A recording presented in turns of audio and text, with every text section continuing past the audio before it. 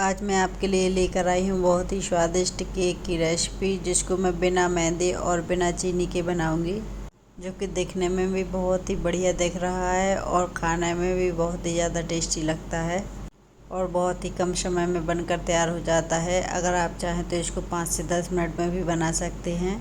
तो चलिए बनाना स्टार्ट करते हैं। इसको हम बनाएंगे ओरियो बिस्किट से। तो मैंने लिए हैं 2 पैकेट ओरियो बिस्किट। अब जो बिस्किट के बीच में क्रीम लगी रहती है ना, तो उसको एक बाउल में निकालते जाएंगे और सादा बिस्किट एक बाउल में रखते जाएंगे।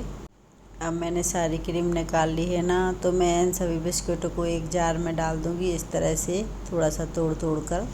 और मैंने अब इसको इस तरह से ग्राइंड कर लिया है। ग्राइंड करने के बाद एक बाउल में डाल लेंगे। फिर मैंने रख दी है गैस पर एक कढ़ाई और उसमें डाल दिया थोड़ा सा नमक।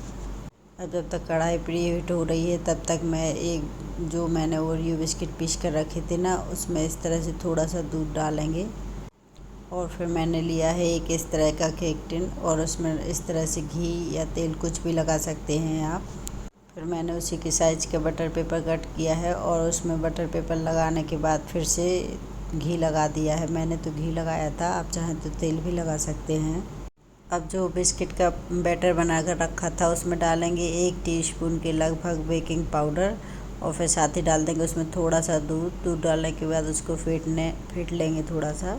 और फेंटने के बाद सारे घोल को इसके केक टिन में इस तरह से ट्रांसफ़र कर देंगे। फिर थोड़ा सा इस तरह से टैप टैप करने के बाद अब जो मैंने कढ़ाई प्री हीट होने रखी थी ना, तो वो अच्छे से थोड़ी गर्म हो गई है। तो मैं इसमें इस केक टिन को रख दूँगी। आप केक टिन रखने के बाद इसको ढक देंगे।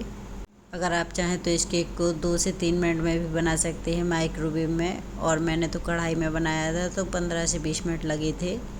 अब हमने 10-15 मिनट बाद इसको देखा है ना, तो थोड़ा सा अभी बीच में गीला लग रहा है। फिर मैंने दोबारा से इसको देखा तो ये अच्छे से पक गया था। फिर मैंने इसको निकाल दिया है, बाहर रख दिया है। अब जैसे ये अच्छे से ठंडा हो गया है ना, तो इसको प्लेट में इस तरह से पलट देंगे और पलटने के बाद फिर इसको सीधा कर देंगे। अब मैंने जो क्रीम निकाल कर रखी थी ना, तो उसका यूज़ करेंगे। तो उसके लिए हम पहले केक को इस तरह से चाकू से बीच से थोड़ा सा कट लगाएंगे। फिर लेंगे इस तरह से एक पतला सा धागा और धागे की मदद से हम इसको इस तरह से, देखिए आप, आसानी से कट हो जाएगा और बड़े आराम से इस तरह से इसको कट करते जाएंगे। और इस तरह से कट करने से ये बहुत ही आसानी से कट हो जाता है, ना ही बिल्कुल बिखरता है। आप देख ही सकते हैं कितना स्पंजी केक बना है। केक की जाली देखिए आप कितनी बढ़िया बनी है। अब मैंने जो ओरियो बिस्किट से क्रीम निकाली थी ना, तो उसको इस तरह से केक के बीच में लगा देंगे और चारों तरफ इस तरह से फैलाते जाएंगे। मैंने 2 बड़े वाले बिस्किट के पैकेट से ये ओरियो केक बनाया है ना। अगर आप इसको ज़्यादा बड़ा बनाना चाहते हैं ना, तो आप 4 बिस्किट के पैकेट का यूज़ करिए ना, तो बड़ा केक बनेगा।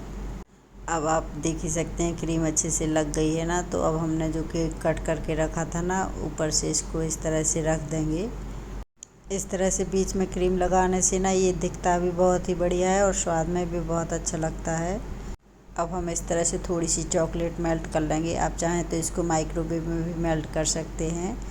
और फिर ये जो चॉकलेट मेल्ट की है ना, उसको इस तरह से केक के ऊपर डालते जाएंगे।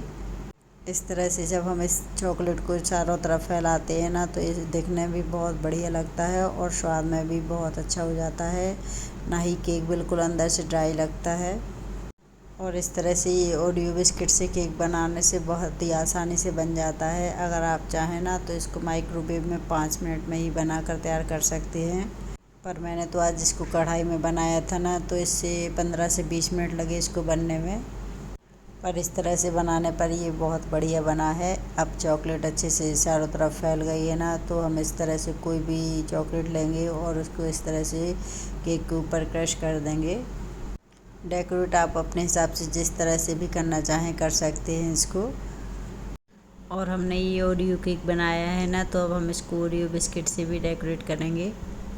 और ये मैंने जो चॉकलेट छोटे छोटे से बॉल्स आते हैं ना, वो भी मैंने रख दिए हैं। आप भी किसी भी तरीके से डेकोरेट कर सकते हैं। सच में ये खाने में बहुत ही ज़्यादा टेस्टी बनता है। अब हम इसको कट करके भी आपको दिखाते हैं।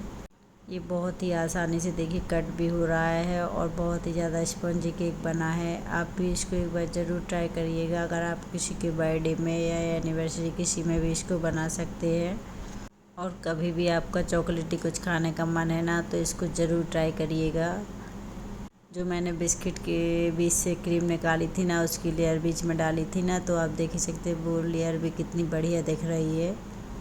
आप भी इसको एक बार ज़रूर ट्राई करिएगा। सच में ये बहुत ही आसानी से और बहुत ही ज़्यादा टेस्टी बनता है। अगर मेरी वीडियो अच्छी लगती हो तो चैनल को सब्सक्राइब, वीडियो को लाइक शेयर करना मत भूलिएगा। बच्चों को इस तरह की चॉकलेटी केक बहुत ही ज़्यादा पसंद रहते हैं ना, तो आप उनके बर्थडे में ज़रूर ट्राई करिएगा इसको। Bye bye.